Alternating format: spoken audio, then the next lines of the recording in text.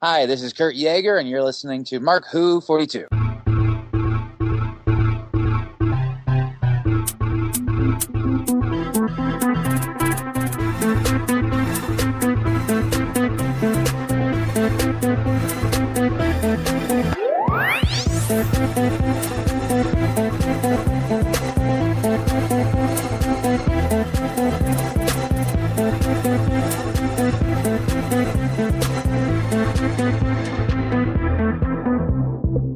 Welcome to Mark Who 42 here on Odyssey Radio.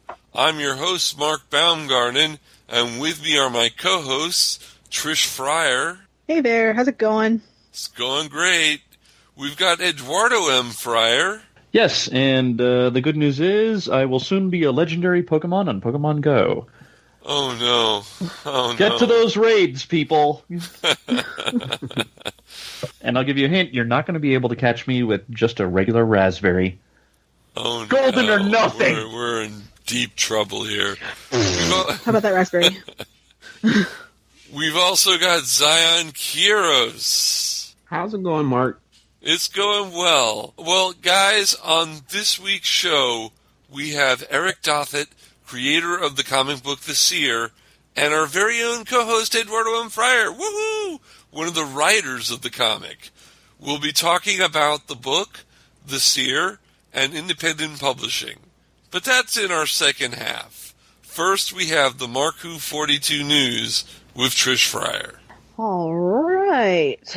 So, where do we want to start? Let me see. Let's start with Good Dr. news Doodle. first! Good news first! Yeah, because... okay, good news.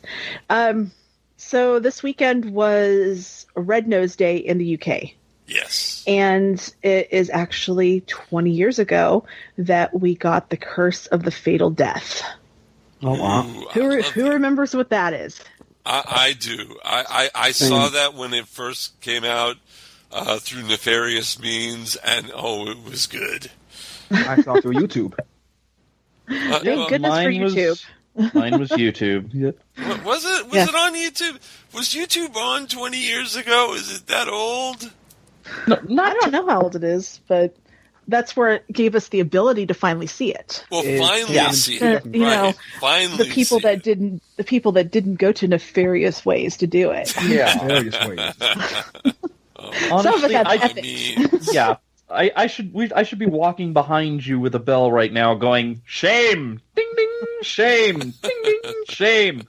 What are you teaching our listeners, Mark? hey, that was the old me. Oh. I'm all for YouTube now. Come on, Eddie, don't be so self-righteous. You know that you were total Napster baby. You know?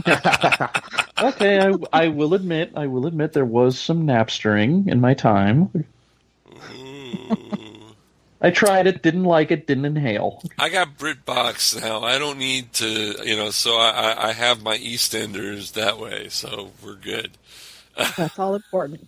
Ooh, he watches East. Ooh, look at look how frou-frou. He watches EastEnders. Ooh. Well, let's talk about Curse of the Fatal Death. Okay. It starred Rowan Atkinson, Mr. Bean, well, and a few others as the Doctor. And he was supposed to be the Ninth Doctor. Yes. And then they had, was it Jonathan Pryce is the Master? Jonathan Pryce was the Master. Yeah. I just the remember Daleks were in seeing there with too. the Dalek bumps, yeah. And then he regenerates. I haven't watched it in a while. Mark, why don't you talk about it? Well, okay, so he regenerates into Richard E. Grant, who regenerates into Jim Broadbent, who regenerates into Hugh Grant, who regenerates into Joanna Lumley, the first female Doctor. Everyone says Jodie is the first female Doctor. No, it was Joanna Lumley. And it was a great story. There were references to classic Doctor Who. It was written by Stephen Moffat, and some of the things in the show were precursors to the way the show, when it came back, would go. The planet they were on, which is Terceris, that was first mentioned in The Deadly Assassin And if you think about it, the deadly assassin, the curse of the fatal death, kind of similar titles there. So it was great, and it was on Comic Relief Red Nose Day 20 years ago this weekend, I guess. I'm trying to do the math in my head. So is Joanna Lumley, would she have been the 13th Doctor then? 13th Doctor. That's funny. Oh, Yeah. wow. If you count it out like that. That's great. Yeah, so if you haven't seen it, go to YouTube, look up The Curse of the Fatal Death, and just get ready to enjoy yourself and laugh. Yeah. Well, and if there's anything that nobody people are having trouble understanding, don't worry about it. We'll explain it later. Exactly. And also, if you live in the UK, go to the Comic Relief website and donate if you can. You can donate anywhere around the world. It's, Yeah. Yeah. Well, the United States, we don't have our Red Nose Day until May 23rd, I think.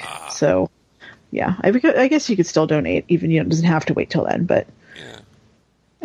Well, that's great news. 20 years since Curse of the Fatal Death.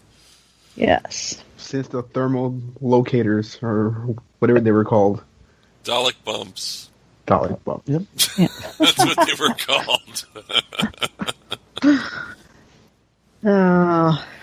Oh, and Julie Swahili, and I'm getting her last name wrong, from AbFab with Joanna Lumley, absolutely fabulous, played the Doctor's companion.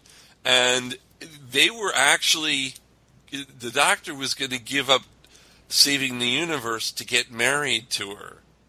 See, that's kind of like the new series, the David Tennant, Billy Piper storyline, where she falls in love with him and everything.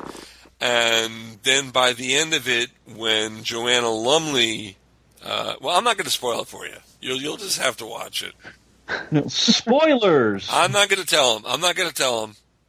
Remember, we don't tell them now. We explain it later. Exactly. Yes. You learned Okay. nothing in these 20 years. Oh, okay, Ed. Thank you. Yep. Trish, what else do we have? Oh, David Tennant. I love David Tennant. Yeah. But he is not going to be in Jessica Jones Season 3. Oh.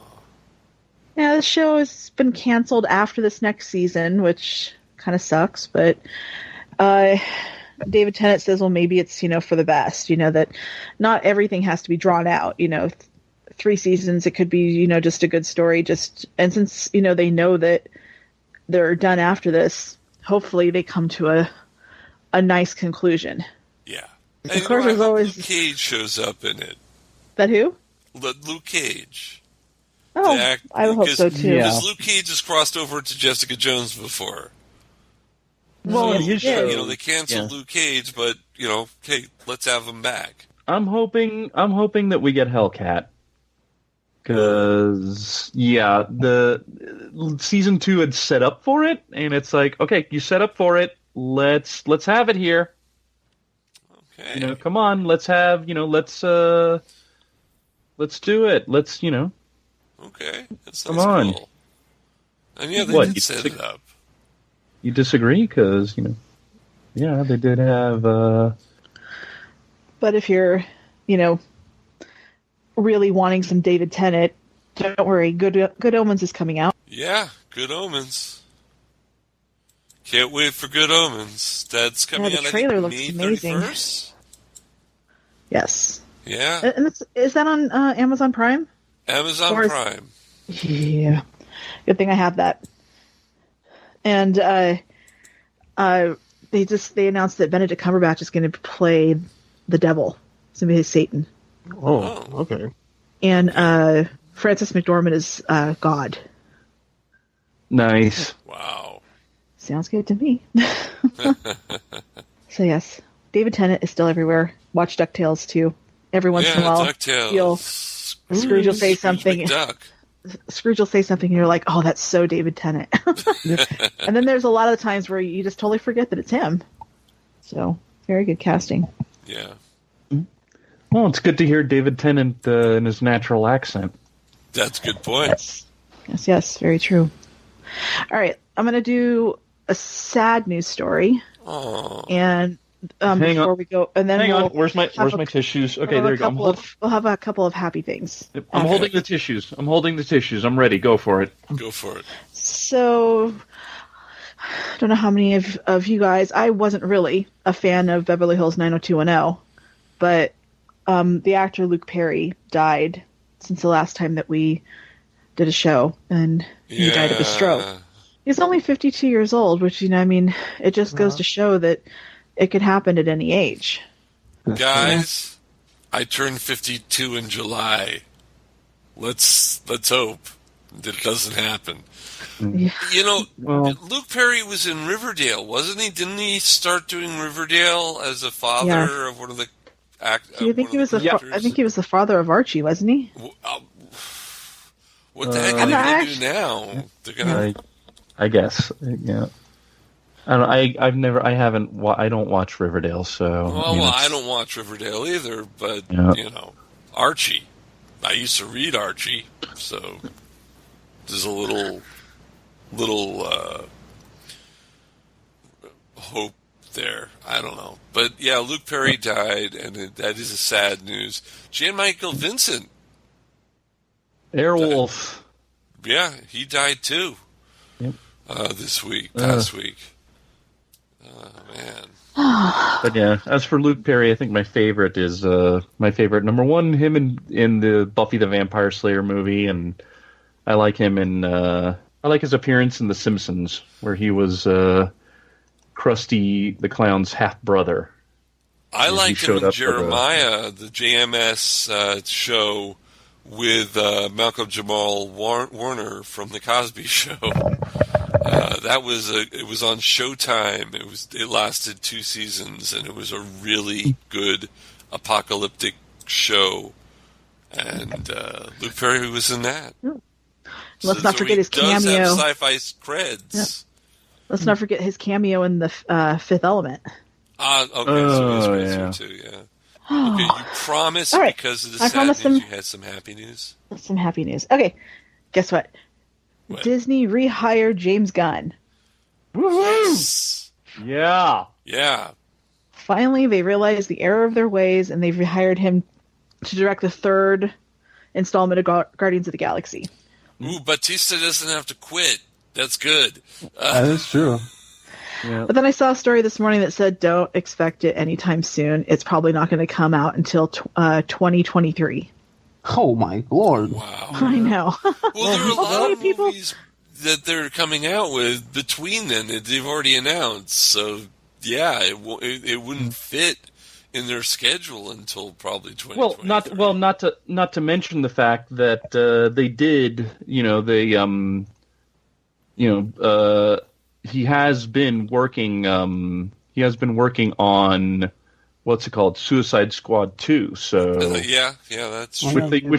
Which they keep saying it's not going to be called Suicide Squad 2 because it's a reboot. It's like, dude, just you know what? Like, stop, okay? Just he's doing a Suicide Squad movie. Let's just let's not argue semantics right now. Please. I like what you said, Eddie. The stop. They should just stop. It shouldn't it be called the Shadow Initiative? No, I watch the Berlanti CW shows. Argus has got the Shadow. Yeah, I know. Well, they could also do Task Force X. Yeah, I know. They could do Task Force X. But yeah, I can. Yeah. You know what? Honestly, the fact that we may have to wait for it because he got while Disney was sitting on their hands. Warner Brothers was like, hey, do you want to do a movie for us, James Gunn? And yeah, so if they gotta wait while he finishes that, I guess we gotta wait. But at least we know he's doing something in between, Yeah. And I guess then that means that maybe this new Suicide movie, maybe it actually will be good, unlike the first one. Well, I know that they. I still will watch Smith it. is out. Yeah. It was awful. Yeah. It was awful, Zion. It was so bad. It was awful. Tell me why it was awful, because I haven't seen it. I didn't want to see it. It was all over the place. Like, characters changing mid story without any reasoning and whatnot, and multiple things. What about Harley Quinn? I don't like Harley in any medium, so that's just a given. You're not a Harley fan. I'm totally with you on that, Zion. Can't stand her. Okay, Kevin Smith is gonna blacklist us at this point. Bring it on. His daughter's name is Harley Quinn. Oh. Well, you know what? Well, on hey, DC Daily, on DC Universe. Yeah. Well, I gotta admit, I prefer Harley in her. I prefer Harley with the Batman animated series from the '90s, and she has had some good portrayal in the comics. But not recently. Freaking. What about issue 50 where she crossed over and broke the fourth wall and entered different comics and different universes and stuff? That was kind of cool. Haven't read that one, and that feels a little too Deadpoolish. Well, it that's what she's become. It was definitely a little Deadpoolish. Yeah, no, it's honestly, like, I think the character deserves more love, but yeah, let's not turn her into the DC equivalent of Deadpool. Let's make her own thing. Well, Sam Humphries, I thought, did a good job on that. I don't know. All right. Did anyone actually expect Disney to go back on their decision though? Because I honestly didn't. Well, yeah, I was surprised, pleasantly surprised, but no pun intended. But I did expect Disney to stick to their guns, so to speak. No, see, I kind of thought that they were going to do it because they decided to use his script, and I was like, you fire him, and then you're still going to bring back and use his script. You've already gone back on your word there. Might as well go full hog and go back on the director thing. Well, no, it's the script thing doesn't. The script thing was not that much. No, but if they want to distance themselves from him, they shouldn't use his script. But they decided to use his script. They might that's not distancing anymore. Well, but from like a standpoint, from a kind of corporate standpoint. Using the script means that then, you could bring the movie out sooner and not have to wait because, oh, crap, okay, so, we fired James Gunn, okay, we're going to have to do an entirely new script, okay, we're going to have to push it, quick, tell Kevin Feige he has to push the movie back, we'll fill, let's see if we can fill it in with 2 Spider-Man movies, or, we'll fill it in with, let's see, Robert, hey, Mr. Downey, you want to stay for maybe one more Iron Man, it's... It makes sense in that, okay, if we keep at least the script and then, we'll find a director to go with it, and, it's easier than to push it out. Right. Oh, that's a good point. Yeah. But it's a moot point because we got the script, we got the man, we're good. We just got to wait for him to finish with Warner Brothers, and then, yeah, the Guardians will be back. Yeah. Well, I look forward to that way more than Suicide Squad.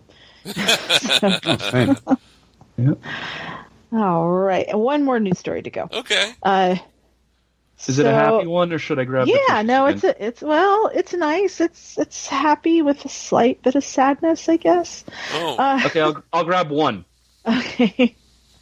So Kevin Feige has said that Stan Lee may have a cameo in Spider-Man: Far From Home. Yes, that he already has one in Avengers Endgame that is coming up, in a few weeks. But Kevin Feige said he's not going to tell us specifically what's going to happen with the cameos, but that since he has passed away, we are coming to the end. But they did film a lot of stuff with him. Yeah, they filmed. I heard they had 2 left, and so Avengers Endgame and Spider-Man would make sense. I just hope that I hope they have maybe at least 1 or 2 more still, that they're kind of still hiding, and I'm hoping now that the deal with acquiring Fox is supposed to close out on March 20th, so about 3 days from when we're recording this. And, I'm just hoping that this means sooner rather than later we get a new Fantastic Four movie. And if there's any more Stan Lee cameos kind of left in the box, come on. You've got to have one. You've got to have one in a Fantastic Four. Yes. You have to. Has to go 100%. Has to go there. Have to. You have to. Now, have it. all right. Well, talking about Stan Lee and his cameos and stuff. I know this is for our next show, which we're going to talk about Captain Marvel, but I know we all saw it, and I about died and cried at the very beginning of Captain Marvel when they were showing the Marvel logo, Yes. and they had replaced all of the superheroes with pictures of Stan Lee. Oh my gosh, that was very moving. 100% wholesome. If it wasn't for the triumphant music that they use in the opening logo, I would have bawled. Yes, wow. It was so hard not to. I was just like, am I supposed to cheer or cry? I don't know. I don't know. Yeah, that was a beautiful tribute to Stan Lee. Yes, it was. I was very happy. All right, that's all the news we have for today. All right. So, we're going to be going to our commercial break. When we come back, we're going to have Eric Duffett and Eduardo M. Fryer and myself, and we're going to talk about The Seer and independent publishing. Ed, so The Seer, we have a celebrity on our show. We have a professional writer of comic books. Yep. That's kind of cool. I'm still, if I don't sound that enthusiastic, it's because I'm still trying to process that in my brain, that I've actually written a comic professionally. If I were to get a TARDIS right now and go to my younger self and be like, you are going to write a professional comic one of these days, he's going to be like, oh, shut up. Yeah, I was going to say, would you ever have believed that you would be doing this? No, and if I ever get blessed and one of the big two companies comes up and says, "Hey, can you write this?" I'm just going to be like, "Yes," it's going to be like, I don't know, I don't know what I'd do. I'd probably explode. I don't know, or hell, even if Titan were to come up to me like tomorrow and just be like, "Well, we want to do 6 Doctor comic, and we thought, why don't do you want to try it?" I'd just be like, well, gee, twist my arm, sure. Let me get the Microsoft Word, and then I'll have something ready for you by tomorrow. No sleep. Yeah, they haven't done a 6 Doctor comic yet. They've done 7, 8, 9, 10, 11, 12, 13, but they haven't done a 6 Doctor, except in multi-Doctor stories. Yeah, we've got 3, we've got 4, we've got 7. That's right. Yeah. We got 3, 4, 7, 9, 10, 11, 12, 13. We've had 8. Still missing. They did a Paul McGann. Oh, they did it. Yeah. They did. Yeah, I remember they did a miniseries with 8. Yeah, we're just missing. Only missing 6. Maybe you should make a pitch to Titan. Maybe that would be good. So of course, one of the things is 6 has to be wearing the blue coat. I'd be like, okay, and it has to take place during the blue coat era. Yeah. Yes. All right, so we'll be back with more of Mark Who 42 here on Odyssey Radio after this. Don't go away. We'll be back with more Mark Who 42 after this. This is Odyssey. You're now listening to Mark Who 42 from the Whoniverse and beyond. We're back with more of Mark Who 42 on Odyssey Radio. I'm your host, Mark Baumgarten. With me is Trish Fryer. Hey there. Eduardo M. Fryer. Hey, I promise I'm not a Skrull. I hope you're not. Well, the Skrull. Okay, well, we'll get into that later. And Zion Kiros. I promise you, I am a Skrull. I bet you are. We're talking about Skrulls because this episode we are reviewing Captain Marvel. It's been about 2.5 weeks since the movie came out, so if you haven't seen it, shame on you. This episode will have spoilers, so just go out to see the movie and listen to one of our repeats, or go to markwho42.net when we put it out as a podcast. But if they're listening to it as a podcast, okay, hit pause. Yes, go to the theater, go see the movie, and then unpause. Yeah, okay, we'll give you a brief chance before we start. Okay, to hit the pause button, but after that, sorry. But if you're listening to us on Odyssey Radio, we will be on again during Tuesday several times, and on Friday and Saturday, so you have time to see the movie. Okay. And we're not telling you to turn this off. We want you to listen to us, but it will have spoilers. No spoilers. And without further ado, I'm throwing the mic to our comic expert, Eduardo M. Fryer, to talk about Captain Marvel. I'm a comic expert. Okay. Wow. You hey. are a comic All right. expert. Great. Well, so great. is Great. Zion, but you yeah. were born. Well, I'm sure Zion knows his stuff. Yeah. But yeah, I think since we're both comic experts, we need that on our business cards. Okay. The Mark Who 42 business cards, they have to say comic expert. We'll get right on that. Have to. in gold font. There you go. There you go. There you go. Thank you, Zion. There you go. Sir. Yes, has to be in bold. There you go. There you go. But yeah. Yeah, you know what? And actually, I think I may be the show's comic expert, but you know what? This is the first of the Marvel movies to have a superheroine headlining it solo. So I think the first word about Captain Marvel, I think I'm going to throw it to Trish. Okay, I think it's only appropriate. So yeah, Trish, first thoughts on Captain Marvel. It was amazing. I loved it. I loved it so much. I was glued to the screen from beginning to end. I just thought it was amazing, and I thought Brie Larson did a wonderful job. And I think all the haters out there can just suck it.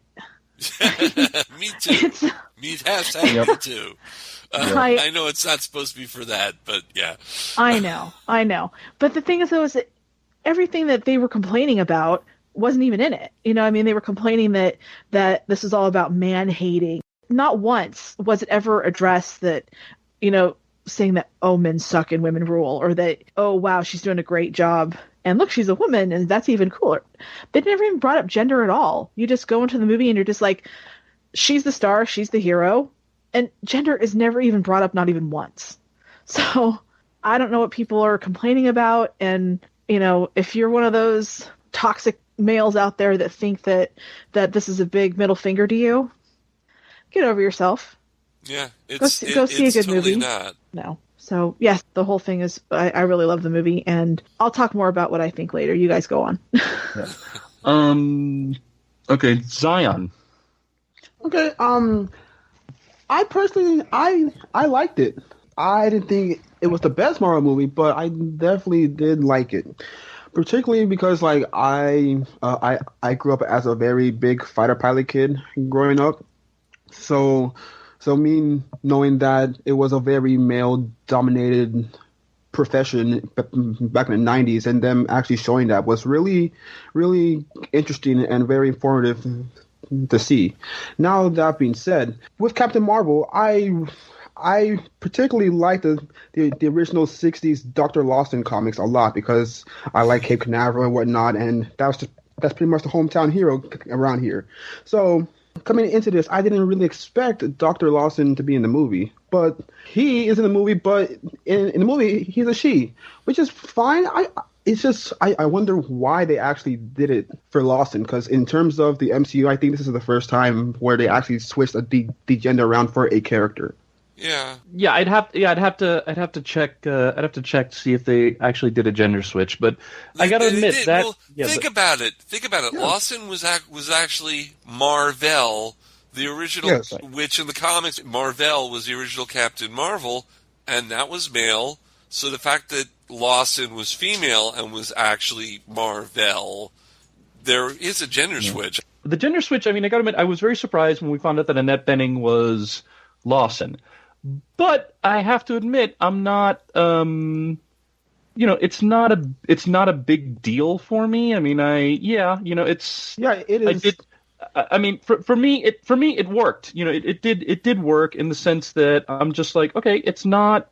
You know, I mean, right? Honestly, as much as I love the original Captain Marvel.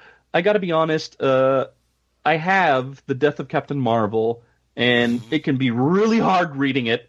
Yes, but this is no big deal for me. You know, it helps with the story of Carol Danvers, and not to mention that it just for what they were going for. I'm like, no, this works. This is fine, and plus it's an alternate reality. It's not like you're going to pick up a Marvel comic tomorrow and suddenly they're just going to be like, well, Marvel was a woman all along. We're just going to retcon that whole thing.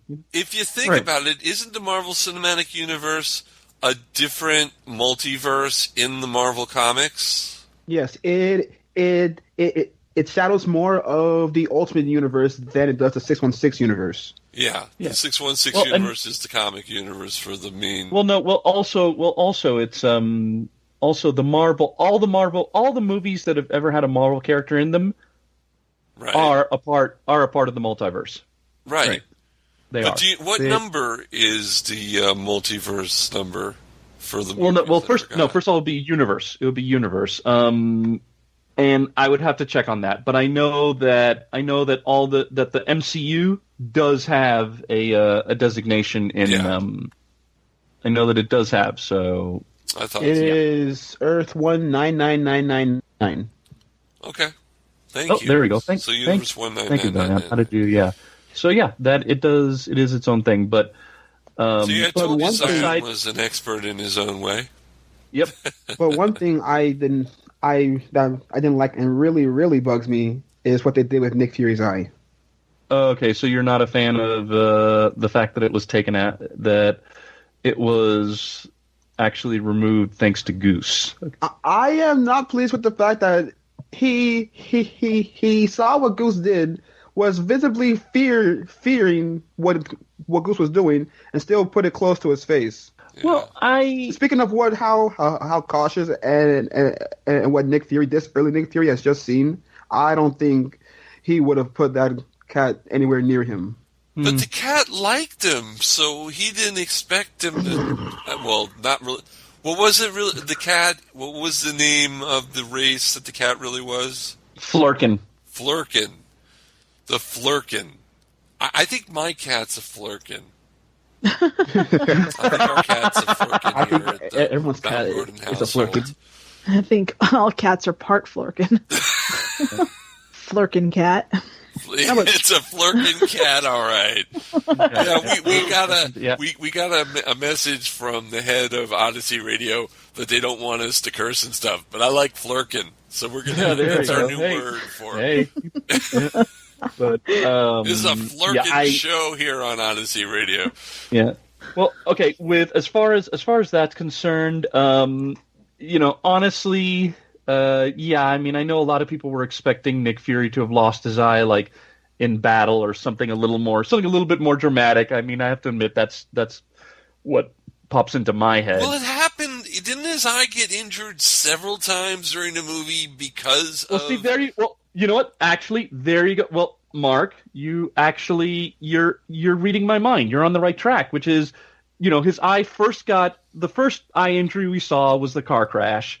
Yeah. I think he got his eye injured like another time before Goose scratched him. Mm-hmm. So really, I just kind of think, in my head, I'm like, okay, the injury is not so much Goose doing it as it is. What happened is, well, no, so much as what happened is this was just Goose's scratch was like the final nail in the coffin. That his eye was just getting beaten up the entire film, and that scratch was like, okay, that's it, we're done. You're not using that eye again. Did anyone get the Top Gun reference? Yes. Yes, I did. There were a lot of Top Gun references. I caught it right away. Yeah. No, yeah. And, and as far as, and to go on your point, Zion, of like, Fury should be a bit more cautious, we are still talking about rookie Fury. This is not the Fury that we know and love that's a spy master and, just, who knows what he's doing. He's not, he's just Nick Fury, agent of S.H.I.E.L.D. Right. Yeah, he's just Nick, yeah, exactly. Nick Fury, desk agent of S.H.I.E.L.D. Desk agent of S.H.I.E.L.D. Okay, that works. Coulson, too. But overall, I enjoyed the movie. It was very enjoyable. I definitely liked it. And for the hate that it's given, it is unwarranted. I'll say that much. Oh yeah, no, definitely. It is just not. It's the haters can suck it. Yeah. If there was one moment in there that, maybe had a little bit of something about gender would be at the very end. And that was when, this is all spoilers, right? We're just going. Oh yeah, no, we're on. going, Yeah, okay. no. Yeah. Well, drop it. Jude Law, who when I saw that he was in this movie, my first thought was, oh, he must be the bad guy because the way he was kind of like this little side role. I'm like, they wouldn't put Jude Law in this little side role unless he was really important, so he must be the bad guy. Well, you find out that, he's one of the bad guys. And at the very end, he's just, basically doing this whole thing, like, put, no weapons. We're just going to do this with our fists. We're going to just basically saying, prove to me that you're a man, and she just blasts him and just says, I don't have to prove anything to you. And it was very reminiscent of Indiana Jones, the part where the sword fighter is, all doing his show. Pulls out the gun and just shoots him. It was very reminiscent of that. I don't have time. I just thought that was great. The whole, I don't have to prove anything to you. But I mean, you could twist that around and say that, like him saying, oh, like, we're going to fight with our fists and, prove yourself. You could say that that's a man's argument, which kind of is sometimes. And, she didn't fall for it. So, I think what a great lesson for anybody. It doesn't necessarily have to come down to gender. It's like if someone's, trying to incite you to fight with them. Yeah. Just be like, no, dude, I'm not doing it. I don't need to prove anything to you. Yeah. Good point. I thought it was a good lesson. Yeah. Mm-hmm. Not just for men, not just for women, but for everybody. Oh, yeah.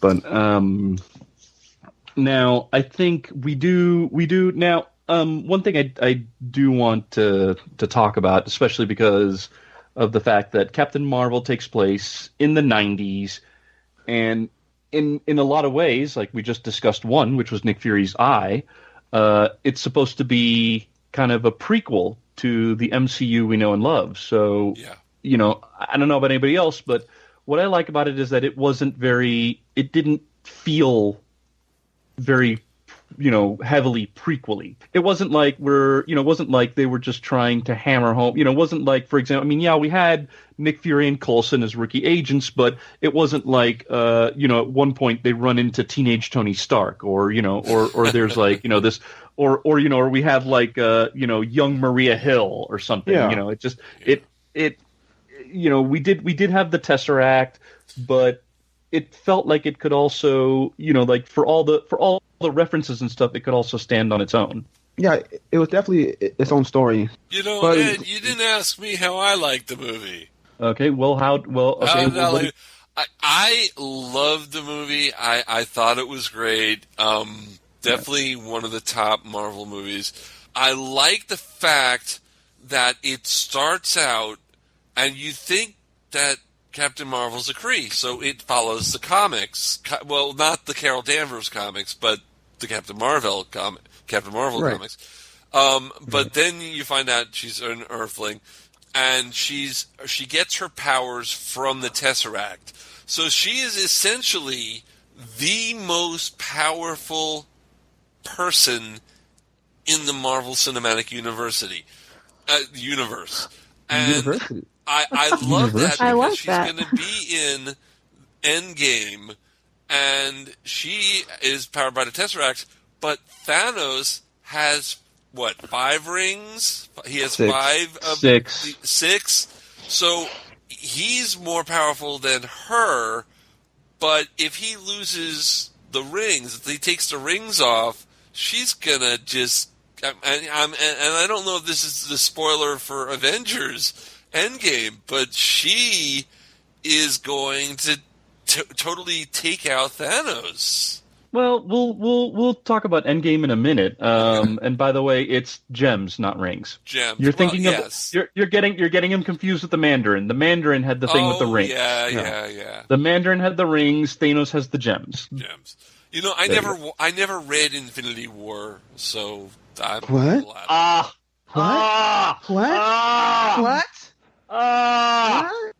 It was I didn't either. Give him okay, yeah, Well, no, I know you're not a. too many in the 80s. Well, see that. Okay. Well, first of all, it was 90s. It was 91. Secondly, I give Trish a pass. No, I give Trish a pass on that because she's not a comics person. So if she says she's never read Infinity War, I would be like, okay, no, that doesn't surprise me. But Mark, Mark, dear. Okay, that's it. I read the Skrull War back in the day. Okay, yeah, okay, all right, that's fine. But yeah, the fact that you didn't read Infinity Gauntlet, Mark, you've disappointed me. Or any of the Infinity. I wasn't an Infinity Gem fan. Hey, I happen to like Infinity War. I thought it was kind of cool. Infinity Crusade, you can skip it. It's fine. I like the whole trilogy. Yeah, I wasn't a big fan of Crusade, but getting back to Marvel, I think, spoiler that I'm going to drop, something that first of all, I love Ben Mendelsohn as Talos. And what I thought was kind of cool was that we got that reveal in the middle that the Skrulls actually weren't the bad guys here. Yeah. The reveal that it's not, I thought that was interesting. And it's one of those things where, you figure the Skrulls, and I know that, some people are thinking, we're going to introduce the Skrulls. Hey, maybe post, maybe after Endgame, maybe they'll set up for Secret Invasion. And they still could, but I thought it was interesting that, for the first, for their first appearance, that let's throw expectations out the window and kind of be like, they're actually the good guys. And I have a question. Yeah. Okay, the Skrulls are bad guys, but why does every Skrull have to be a bad guy? It's kind of like the Slitheen. They're a family of the Raxic, and I'm not going to even try to say the word. They're only a family, and they're bad, but their race are actually good. So, you don't have to be evil just because your race is. Mark? Secret Invasion taught me otherwise. Yeah, well, Mark, yes. here's the thing. You're proving my point, because I was going to say you read the Avengers storyline, the Kree Skrull War, back in the day, right? Yes, I did. So here's the thing. You know about the origins of the Kree Skrull War, right? Because, little comic book spoiler alert for those of you who don't know, like Zion, are you familiar with the origins? Mm-hmm. Okay, so, yeah, little spoiler alert, the Kree started it. So, having it revealed that the Kree are the real bad guys in Captain Marvel comes as no surprise to me, because I remember in the comics that, the Kree were the ones that started the war to begin with. So having it turn out that, the Skrulls were actually bad guys back then, because in that Fantastic Four issue from the first in the first 10 issues, where they had to get changed into cows because they were being punished for invading Earth. Yeah, but remember, you're going off of the Skrulls' first appearance in the comics, which would take place millions of years after the war started. So the main the main point here, that the twist is not as out there as I think some people would want it to be, because they're kind of so. But I know, Trish, I know that the twist was no surprise to you either. I know you haven't read the comics, but what did you tell me about? I remember you told me that you weren't that surprised. About what? About the twist that the Skrulls were not the bad guys. Oh yeah, no. I had nothing to. Well, what I thought about was Agents of S.H.I.E.L.D. In Agents of S.H.I.E.L.D., they show that the Kree are jerks. And so, and I'm just like, well, I mean, even before the movie, I'm just like, but if Captain Marvel's supposed to be a Kree, but the Krees are supposed to be jerks, how does that work? And so when we're in the movie and then find out, the Krees are jerks and the Skrulls aren't so bad, it was like, oh, that makes total sense now. Yep. There you go. So yeah, we got. Even the TV has kind of gone off that. Yeah, maybe the Kree aren't so good. But yeah, and I said before, Mendelsohn, I love his Talos.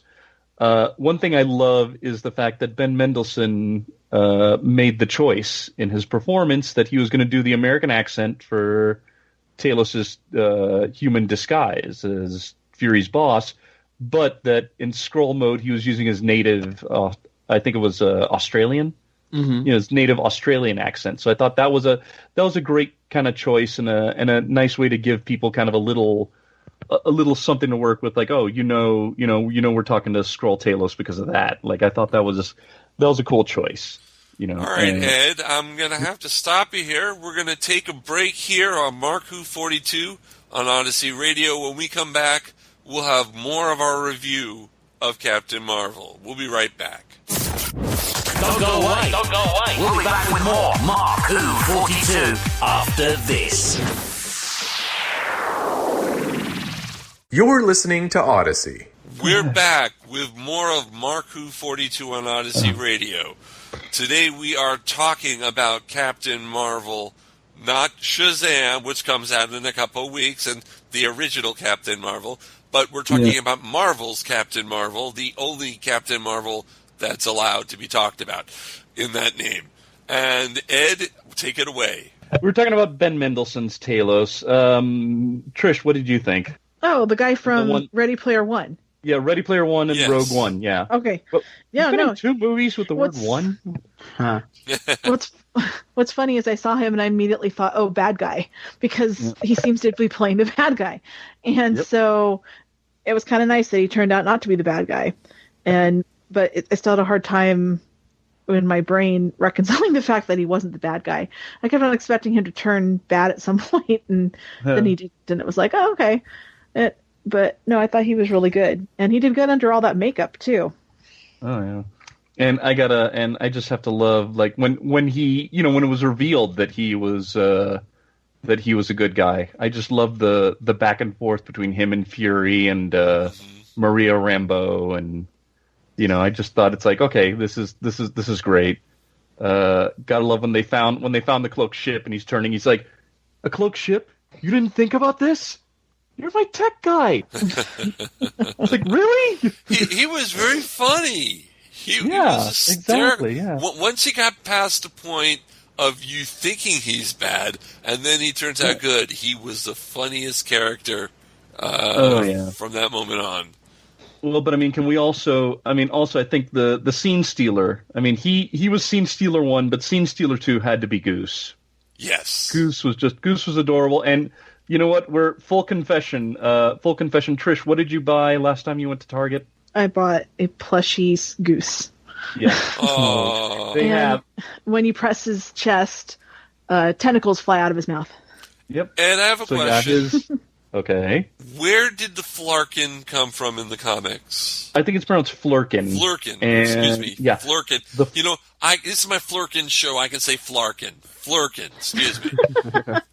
Where in the comics is the flerken from? Ignoring that, I believe is from the more recent runs. The more recent Captain Marvel, Carol Danvers runs introduced the flerken. Although in the comics his name is Chewie. Yes. As in Chewbacca. Again, that's one of those things that it's like, you know what? I don't mind that they changed it from Chewie to Goose. It fits the whole fighter pilot theme. Top Gun. Top Gun, Iron Eagle, fighter pilots, all that. So, I honestly don't mind. Plus, not to mention the fact that since Disney owns Star Wars as well, I can see also the change, because not everybody's read the comics. So, it's whatever and I got to admit, I really haven't read any of Goose / Chewie's comic appearances, so I don't know the origin of the name. So it's like, I just kind of feel like anybody who hasn't read the comics would just be like, oh, okay, ha Disney, Chewie, ha. And that would kind of detract from things. Right, so, I honestly don't, I don't mind the name change. And again, I just think he is just such a scene stealer. honestly, I wouldn't mind a pet flerken. I want a pet flerken.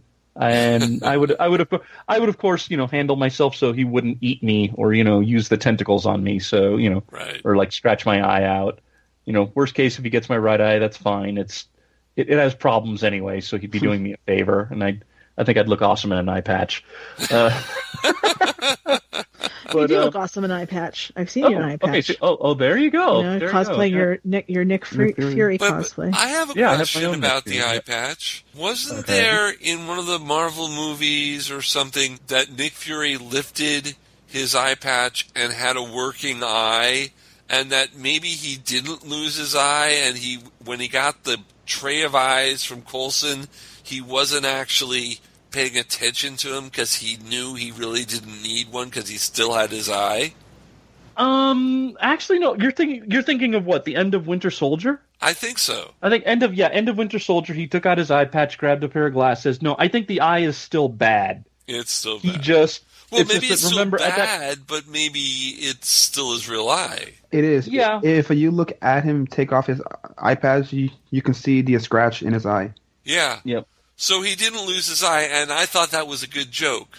I thought that was a good continuity reference joke in there. Yeah, well, and I think the tray of eyes, that was more about, okay, do we, wanting to remove the bad eye and put in a glass eye so he could still have two working eyes, and Nick Fury, I think, was just like, nah. It wouldn't be a working eye. It would be it would be the appearance of a working eye. Yeah. Yeah.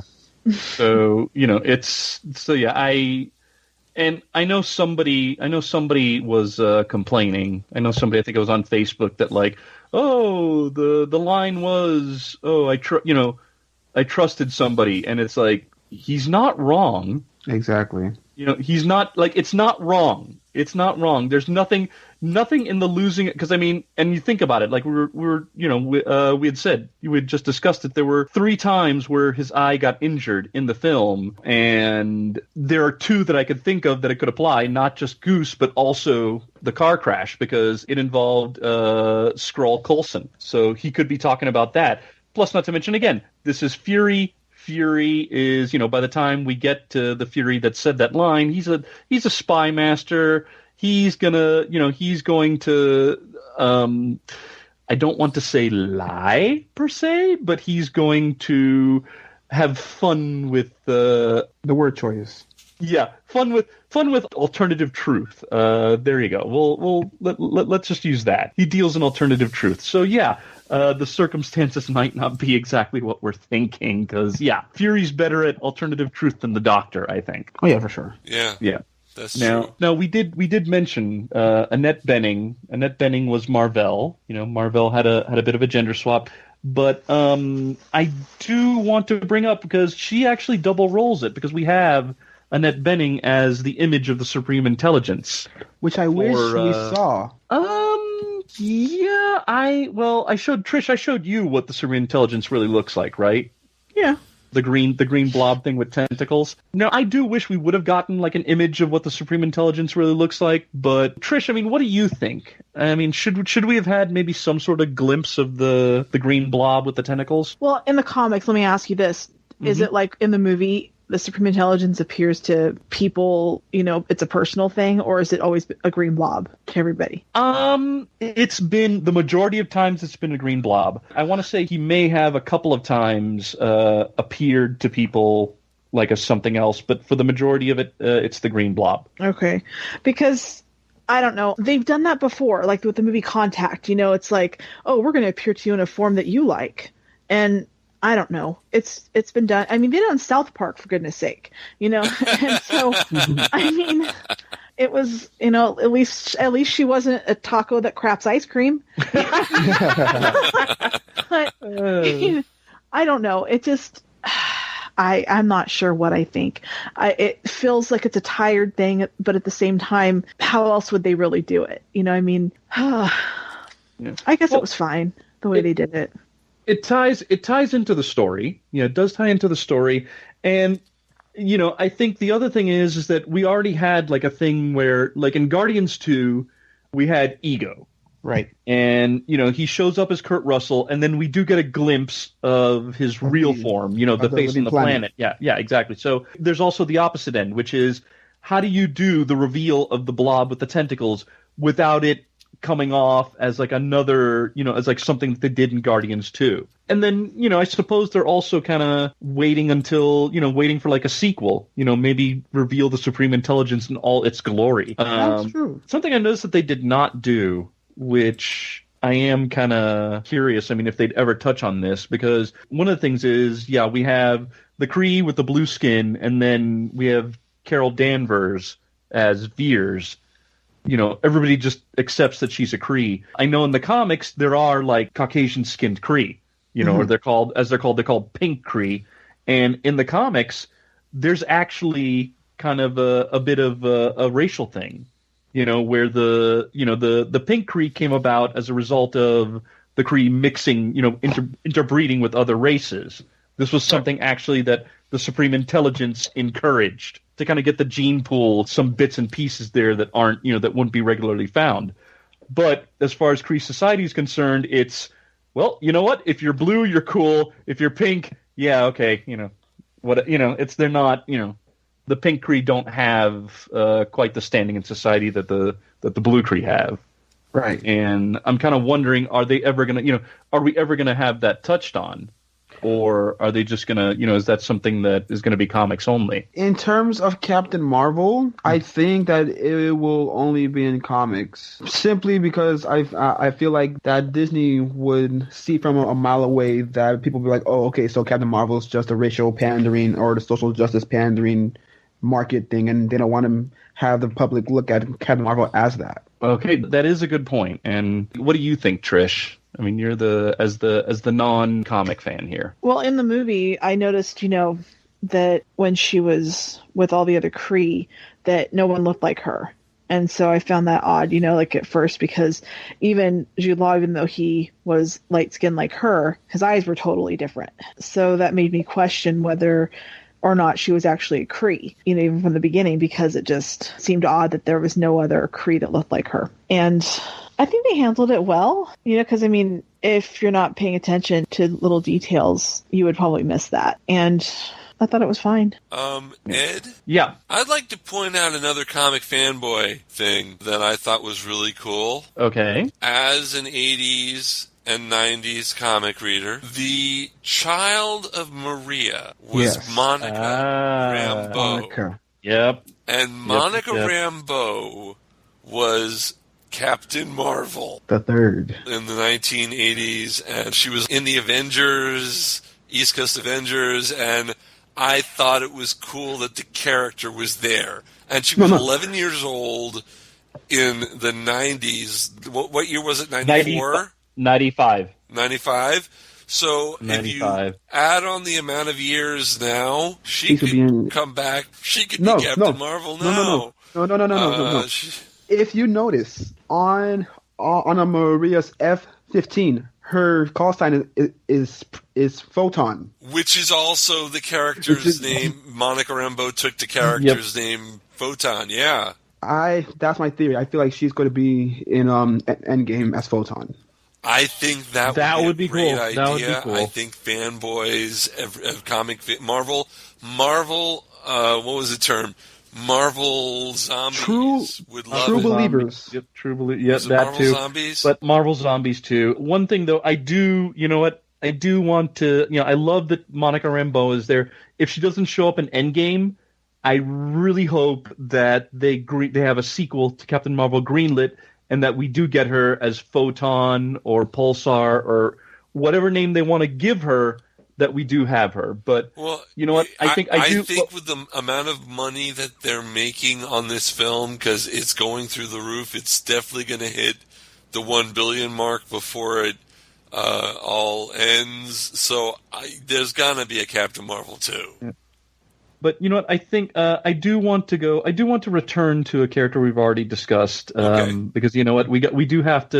I think we've been giving him a lot of homages. We did it with the last episode. We were talking about it now. You know what? I do want to get back to Stan Lee. Yes. Because he had what was it like? I think we could say he technically had 2 cameos here. Yes. We of course had the opening credits. And then the Trish. What was the other one? On the train. Yeah. On the train. Mm-hmm. Yep. They had him on the train. He was reading the script to Mallrats, which yes, I know that about killed Kevin Smith when he found out they were doing that. Oh yeah. And because he loves these movies so much, and for them to reference him, that's going to be there forever. Yeah. So it was just it was him practicing his line, trust me, true believer. And yep. it just worked so well. And it was just, it was such a nice surprise. And Carol Danvers did like a double take when she saw him. Yep. Yeah. Mm-hmm. Yep. Now, Trish, didn't Kevin Smith give out the story of exactly how he found out? Well, yeah, Kevin Feige called him and told him, he's like, I got to tell you that we're doing this, because I don't know if he needed permission so much as, but he did need, Stan Lee's health was declining at that point, wasn't as strong as he had been. And he wanted to know if Kevin had different takes of him saying that line, trust me, true believer. And so Kevin told him that, he'd have to contact Universal and find out if they still had, the tapes of all the takes and stuff. So that's what they ended up doing was, because Stan Lee's voice wasn't very strong at that point. So they, kind of dubbed in I didn't know a bunch of those lines. Yeah. So those were different takes from the actual Mallrats rushes. So, yeah. There is, that was a beautiful, I had said it, I think I said it on the last episode that, honestly, it's like I was about ready to cry if it wasn't for the triumphant fanfare they put at the beginning, when they do the Marvel logo. And with this one, it was so quick. It's like I didn't even have to, it was like his cameo in Ralph Breaks the Internet. It was so quick, I didn't have time to react. I didn't have time to start bawling. So it was just, but it was still beautiful. And yeah, I can understand why Kevin Smith was teary-eyed. I think we do have to, there is one thing that we do have to talk about before we reach the end here that we have to. Okay. Especially because you got to do it with anytime you see a Marvel movie, you got to do it. And that's, we have to talk about the end credit scenes. Oh yeah. Yes. We have, first we had the first I think I'm going to start last first, which is the last one that we got was Goose puking out the Tesseract. Not puke, he was a hairball.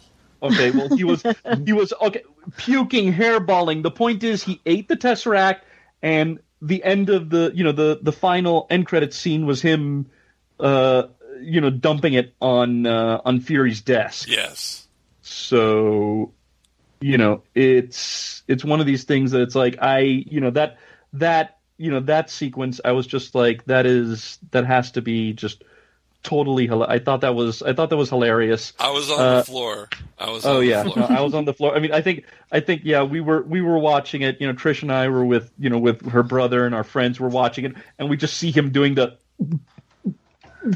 and we're just like, oh, he's gonna do it, and we're also thinking about our cats because they've done that on occasion. It hasn't been a Tesseract, but that's we're very familiar with it. So yeah, I know some people are just like, so then how did it end up in Project Pegasus? It's like, well, there you go, Fury, he he found it on his desk. And he's like, holy crap, you puked it out. Yeah, and I know some people have been like, well, how did it get to Lawson's? How did Lawson get a hold of it if Howard Stark had it? It's like, well, I'm sure that she ended up having connections, and she was probably like, hey, I got an experiment I want to run with this. Can I borrow it? And they were probably like, sure, But the end credits scene I do want to talk about, especially because we're going to be getting more behind that scene in like a little over a month. is the first one with Carol showing up in front of the Avengers. Mm-hmm. You know, I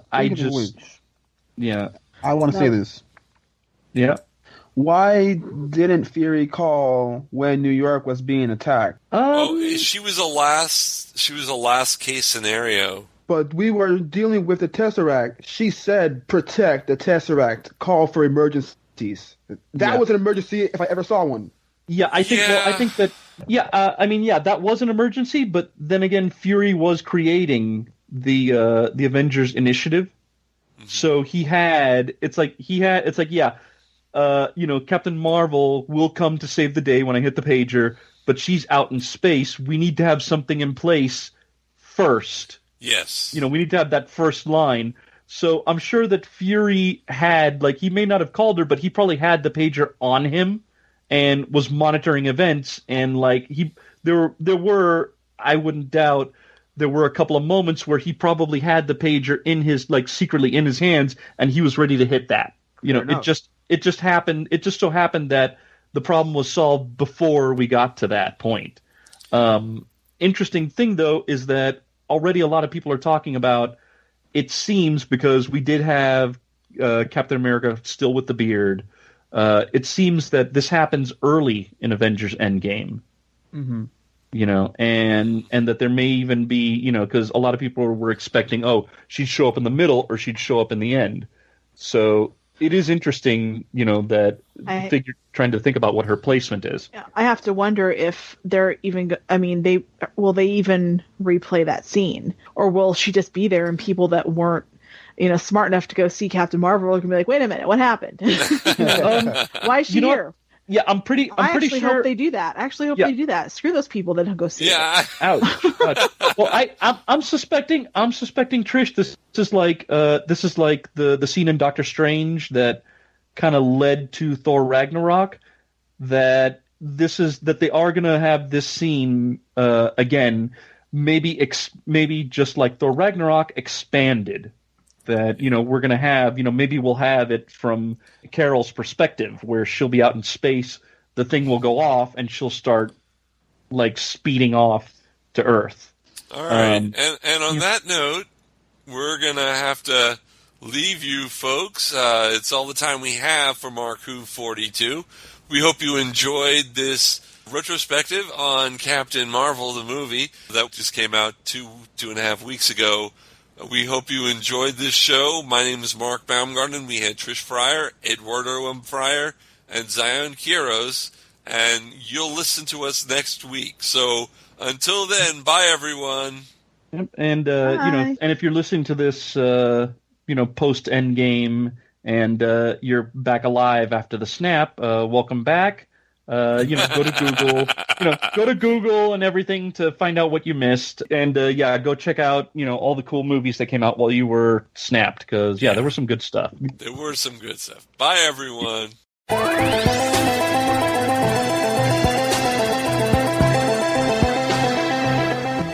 Who 42 has been written and presented by Mark Baumgarten, Trish Fryer, Eduardo M. Fryer, Iggy Matthews, and Zion Quiros.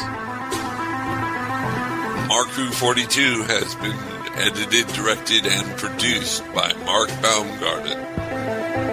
The theme music is by Sam Beckwith. Mark Who 42 is owned and copyrighted by Mark Baumgarten 2019. This is Odyssey Radio.